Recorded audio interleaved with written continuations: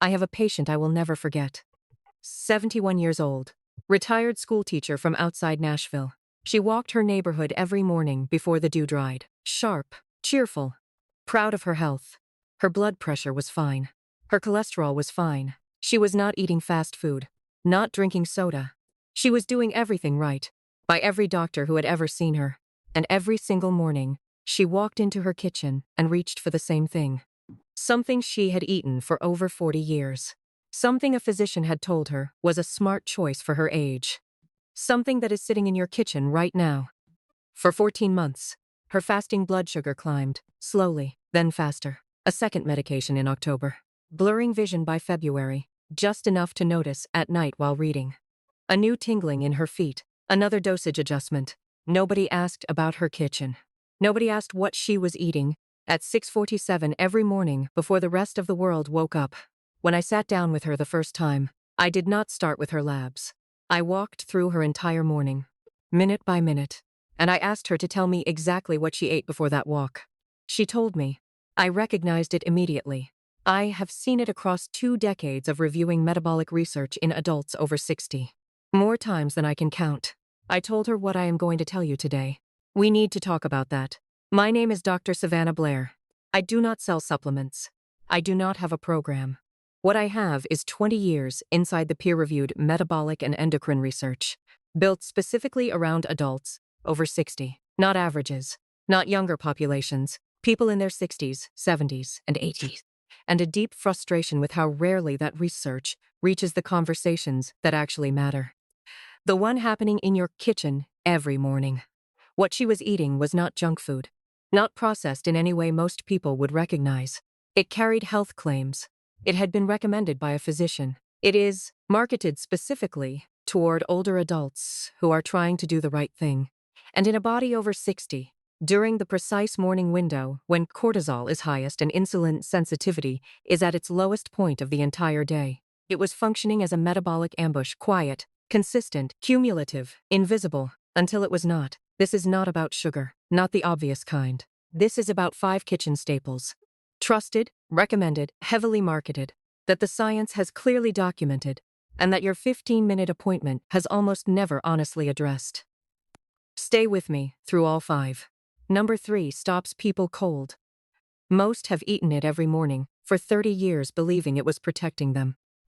Number 5 affects the most people, right now, quietly, with a health claim printed directly on the front of the package. Let us start with the woman from Nashville. And what was in her cabinet. This channel exists for one reason: to give adults as over 60 the information the research actually supports. In plain language, without the time pressure of a clinical appointment, without the filter of what is comfortable to say. What I am about to share does not come from a single study or a single textbook. It comes from years inside the metabolic and endocrinological literature, focused specifically on aging bodies. Not 35-year-olds, not population averages diluted across every age group. People in their 60s, 70s, and 80s, whose biology operates by a genuinely different set of rules than the patient's most dietary guidelines were written for. Here is the truth almost no doctor will say out loud in a 15-minute appointment. After 60, your metabolic response to food changes in ways that are profound, measurable, and almost completely ignored by the nutritional advice most of us grew up with. The breakfast that was reasonable at 45 can be actively working against you at 68. Not because your willpower changed, not because you stopped trying, because your body's internal chemistry changed, and nobody updated the instruction manual. Today, I am going to do that. Here is what the research actually shows. After 60, some of the most trusted, most recommended, most universally praised breakfast staples in the American and British kitchen are producing blood sugar spikes in older adults that are dramatically higher than the same foods produce in younger people. Not slightly higher, dramatically higher. And the mechanism behind that difference is something your body can no longer compensate for the way it once could. The food did not change. You did. The nutritional guidelines, the packaging labels, the GP advice. None of it was built around what happens inside a 70-year-old body at 7 morning. It was built around averages. And when you are over 60, averages are working against you. Today, I am walking you through 5 specific morning staples I would personally reconsider after 60. Foods that carry a hidden glycemic consequence in aging bodies, that the label will never tell you about, that your doctor has almost certainly never raised. Stay with me through all 5. Number 3 is the one that genuinely shocks people. Most have eaten it every single morning for 30 years, believing it was protecting them. Number 5 is the one affecting the most people right now. Quietly, invisibly, with a health claim printed directly on the front of the package. Before we get into the 5 staples, I need to give you one concept. Without it, nothing I am about to say will fully land. I call it the Morning Metabolic Window. Here is what changes after 60. 3 things, specifically. First, insulin sensitivity. When you are young, your body wakes up and responds to incoming glucose efficiently. Insulin releases. Blood sugar clears. The system works. After 60, that morning response slows, becomes sluggish. Glucose from your breakfast enters your bloodstream faster than your aging pancreas can respond, and it stays elevated longer than it should. Doctors call this the dawn phenomenon. In adults over 60, it is significantly more pronounced than most people are ever told. Second, identical foods produce different results in different bodies. A bowl of oatmeal that creates a moderate blood sugar rise in a 40-year-old can produce a response nearly double that in a 72-year-old with any degree of insulin resistance, which, by the way, affects more than half of all adults over 65, whether diagnosed or not. Same food, completely different body processing it. Third, morning cortisol. Your body floods your system with cortisol in the first hour after waking.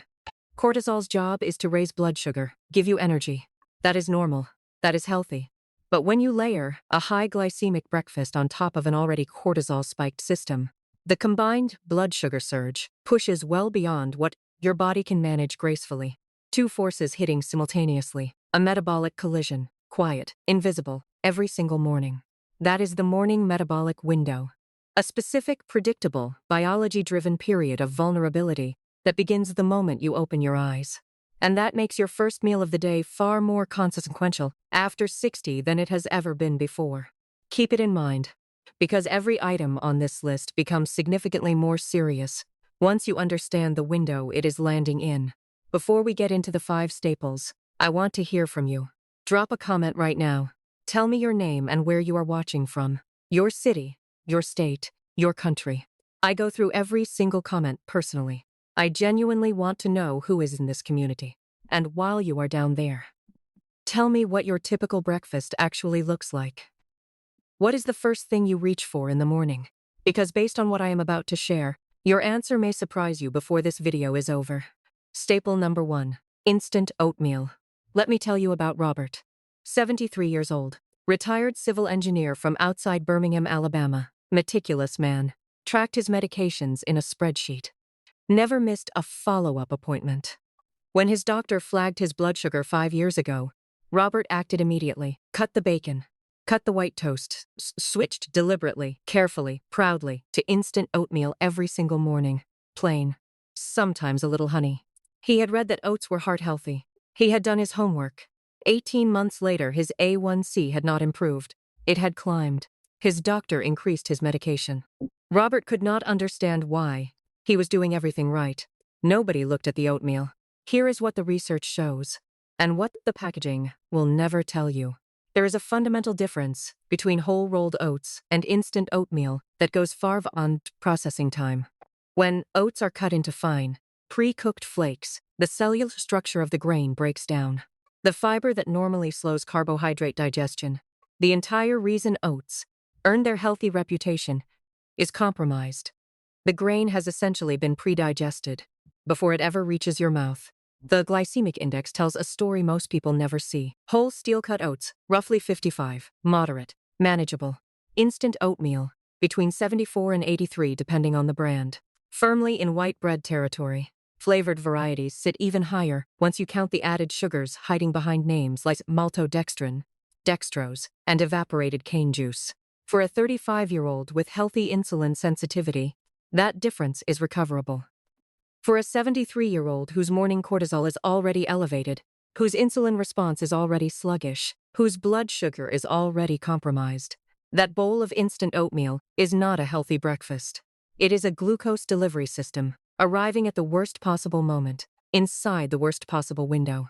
A study published in the Journal of Nutrition and Metabolism found that postprandial blood glucose responses were significantly and measurably higher in adults over 65 consuming processed grain products, compared to younger adults eating identical portions of identical foods. Robert was not failing his diet was failing his biology. What to do instead? Switch exclusively to steel-cut or whole-rolled oats. Not instant, not quick cook. Add a teaspoon of ground flaxseed. Pair with protein, eggs, Greek yogurt, a small handful of walnuts. Protein consumed alongside carbohydrates blunts the glucose spike by slowing gastric emptying. That combination, studied specifically in older adults, produces a dramatically more stable blood sugar curve than oats alone. The bowl looks almost identical. What happens inside your body after 60 is entirely different. Staple number 2, orange juice. Patricia was a 68-year-old retired nurse from Portland, Oregon. 30 years on hospital floors.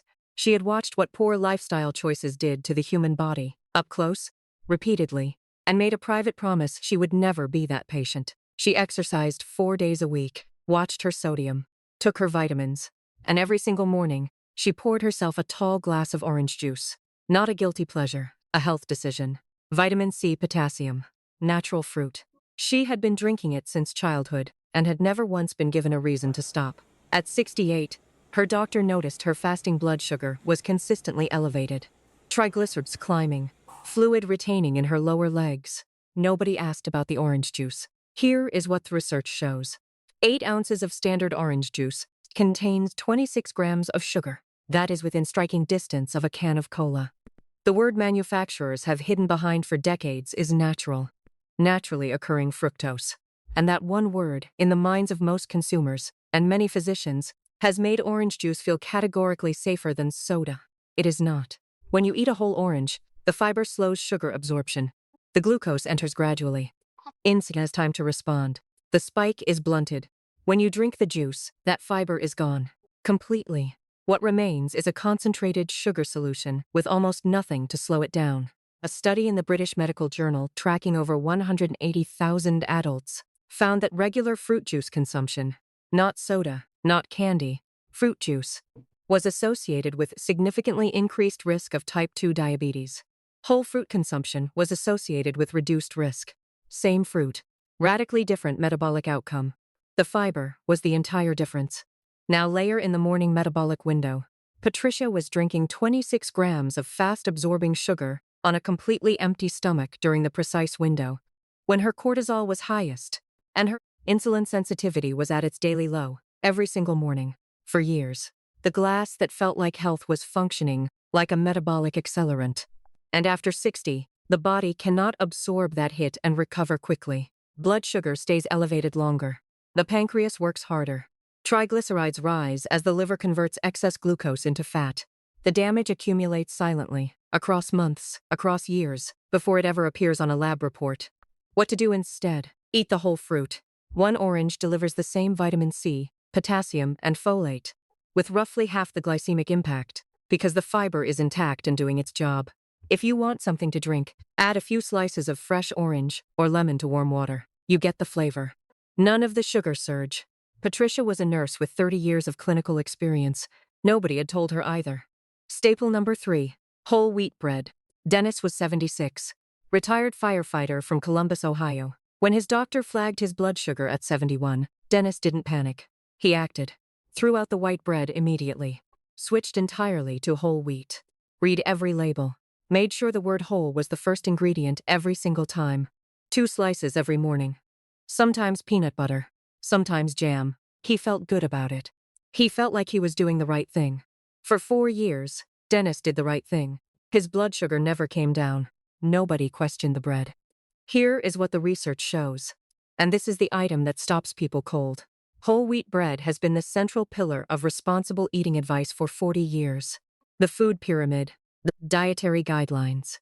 Every credible health organization has pointed toward whole grains as the foundation of a healthy diet. And they were wrong. At least for you. The glycemic index of whole wheat bread sits between 68 and 74. White bread sits at 75. That difference, the one the entire whole grain movement was built on, is, in metabolic terms, nearly negligible. Here is why. Modern commercial whole wheat bread is milled so finely that the grain particle size is almost identical to white flour. The body processes it at nearly the same speed. The fiber is present on paper. Its ability to actually slow glucose absorption in a commercially produced loaf is dramatically overstated. A landmark study published in Cell Metabolism measured real-time blood sugar responses to white bread versus whole wheat bread. The finding was striking. No statistically significant difference between the two across the majority of participants, and individual responses varied enormously. Some people spiked dramatically on whole wheat, while showing moderate responses to sourdough or rye.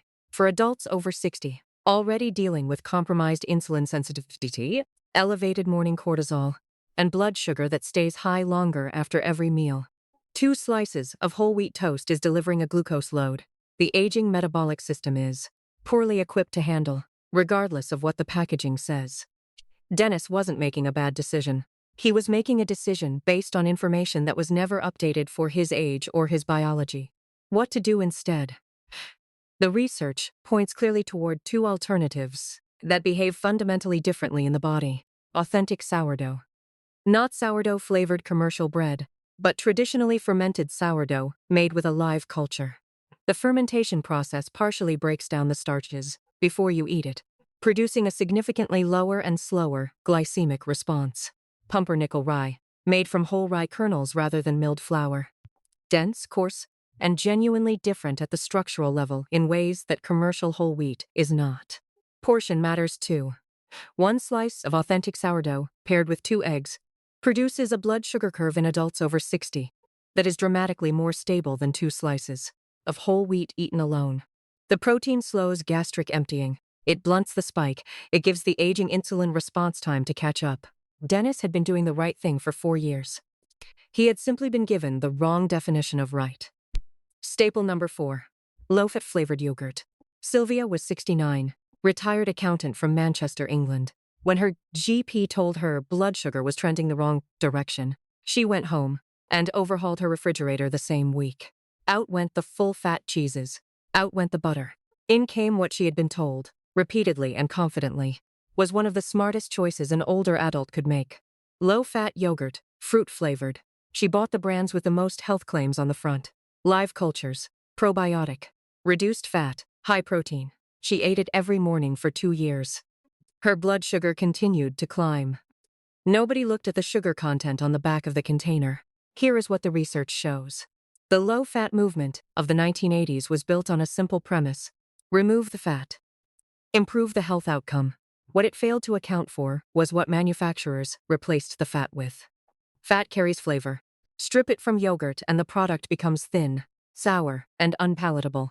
So manufacturers add sugar, significant quantities of sugar, in amounts that would shock most consumers buying the product specifically to manage their blood sugar.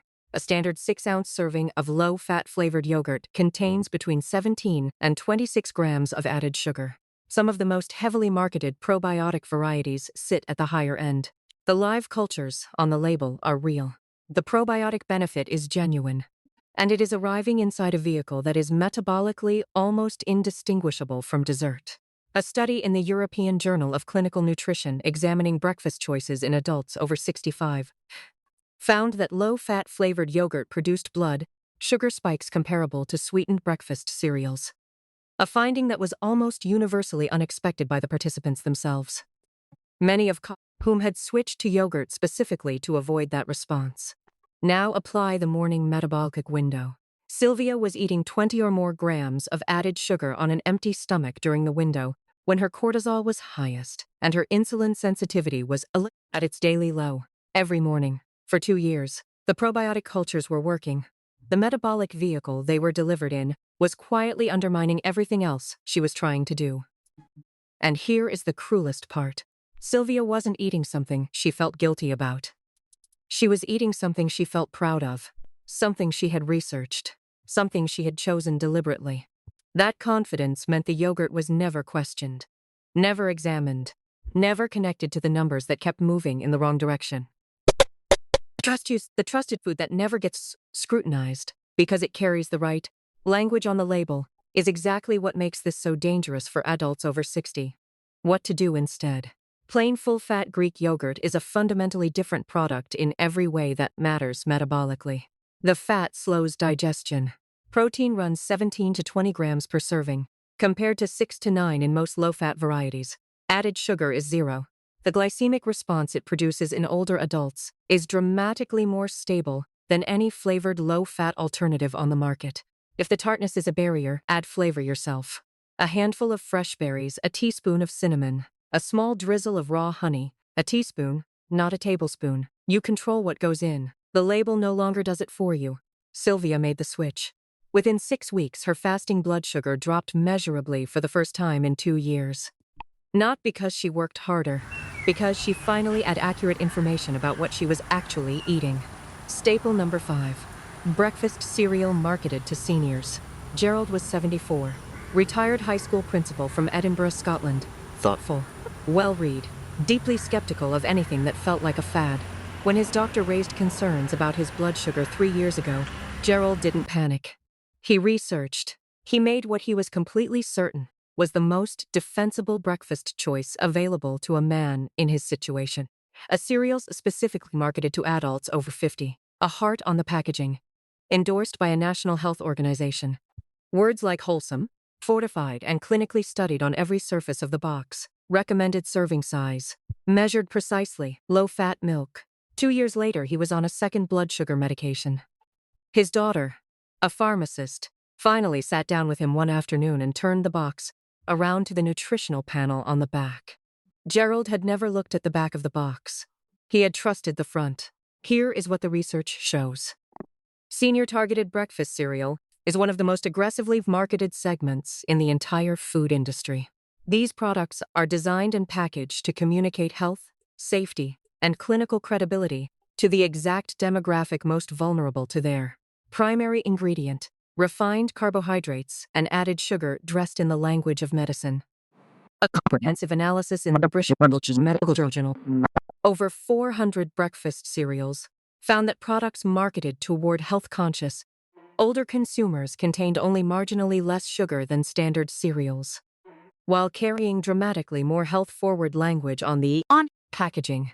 The front of the box and the back of the box were telling 2 entirely different stories. The glycemic index of most senior marketed cereals sits between 69 and 82. Several of the most recognized brands exceed 75, the threshold above which the American Diabetes Association classifies a food as high glycemic. These are the products being chosen deliberately, carefully, and confidently by adults over 60 who are actively trying to manage their blood sugar. Now apply everything we have covered today. Gerald was eating a high glycemic, refined carbohydrate product with 12 to 18 grams of added sugar, before accounting for the low-fat milk, on an empty stomach, during peak morning cortisol, inside the precise window where his aging insulin's response was least equipped to handle an incoming glucose surge. Every single morning. For 2 years.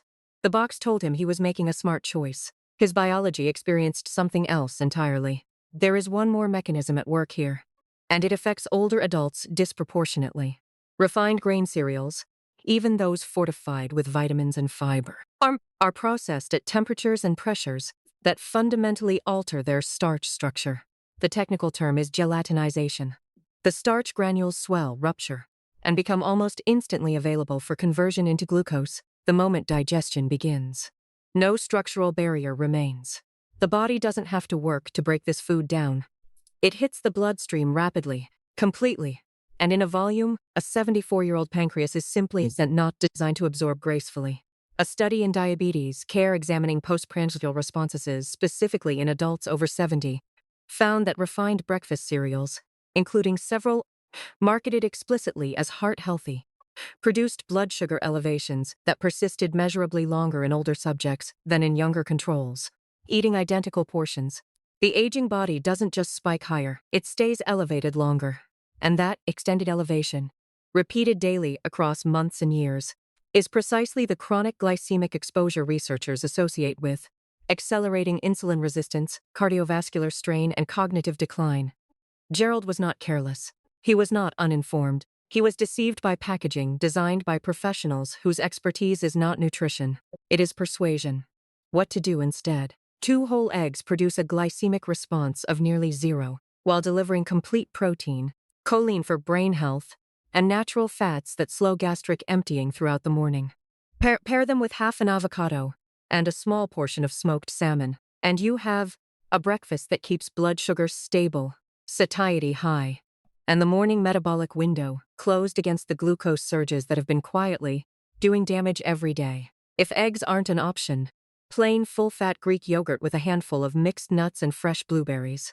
Blueberries specifically, which research shows blunt postprandial glucose response through their polyphenol content.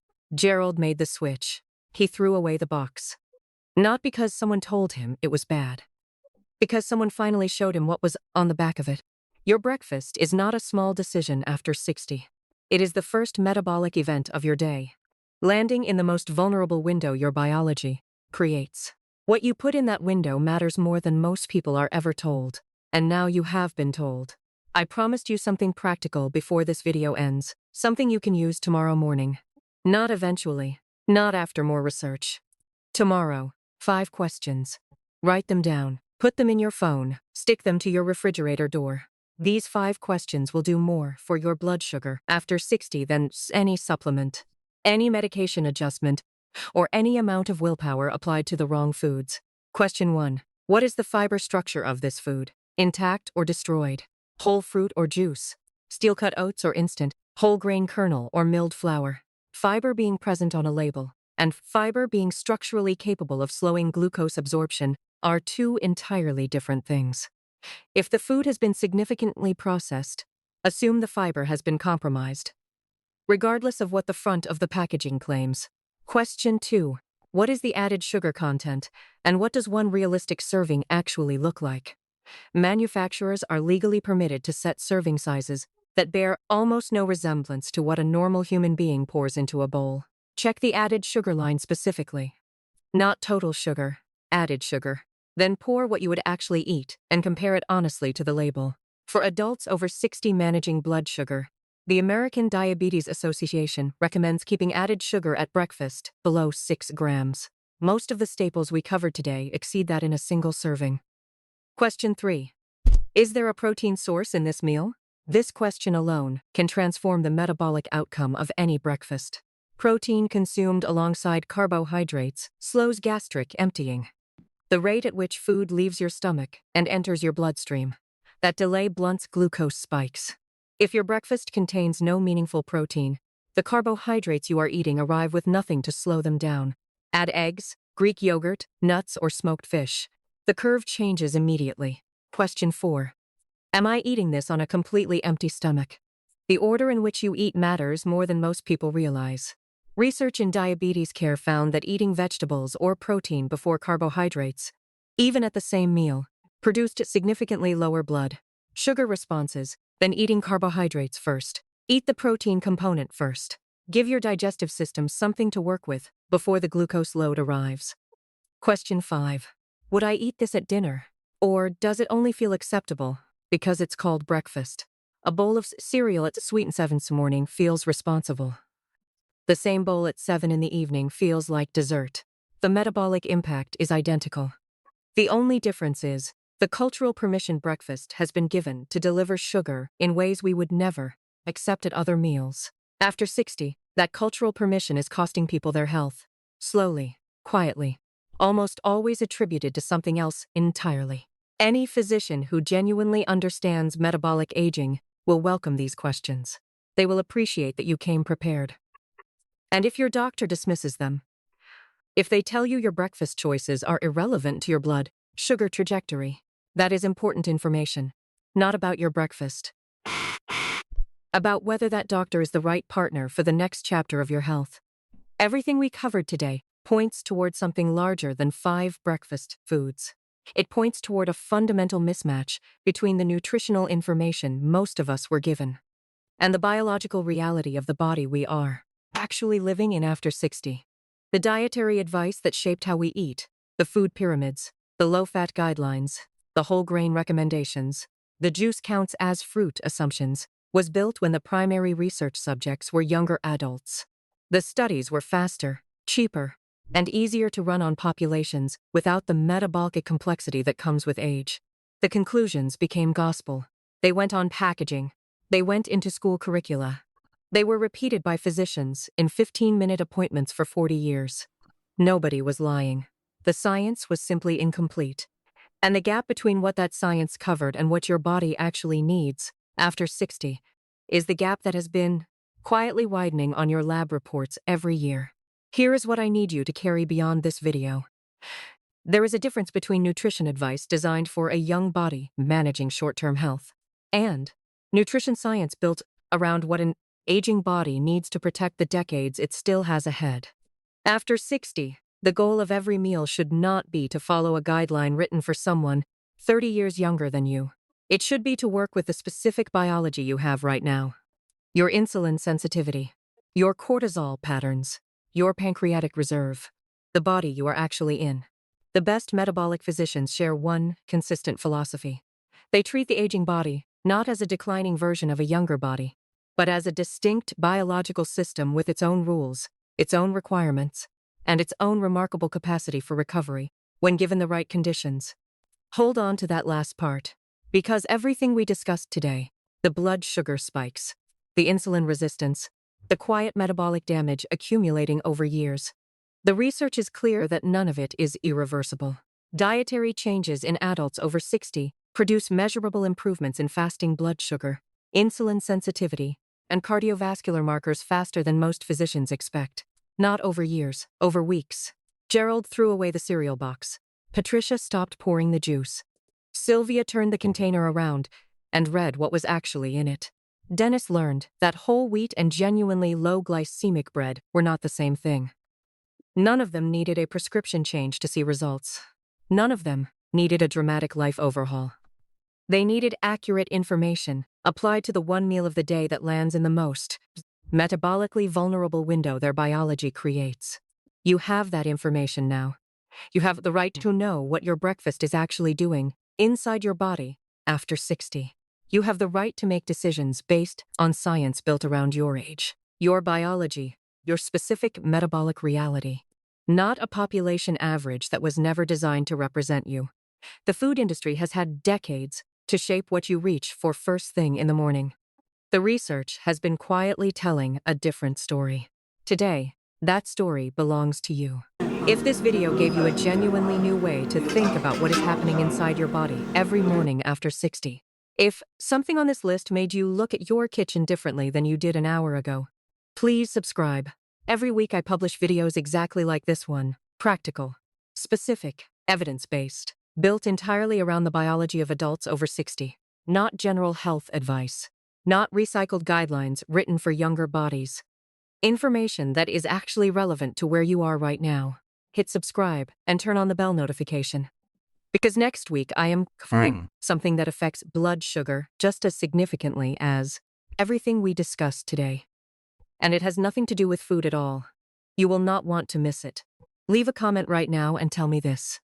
Which one of these 5 staples is sitting in your kitchen this morning? The instant oatmeal, the orange juice, the whole wheat bread, the low-fat yogurt, or the cereal with the health claims on the front of the box. And if you have already made a change, if something in this video confirmed what you suspected but could never quite articulate, or if you switched away from one of these foods and noticed a difference in your energy, your hunger, your numbers, tell me that story. Write it out. Because your experience is not just your own.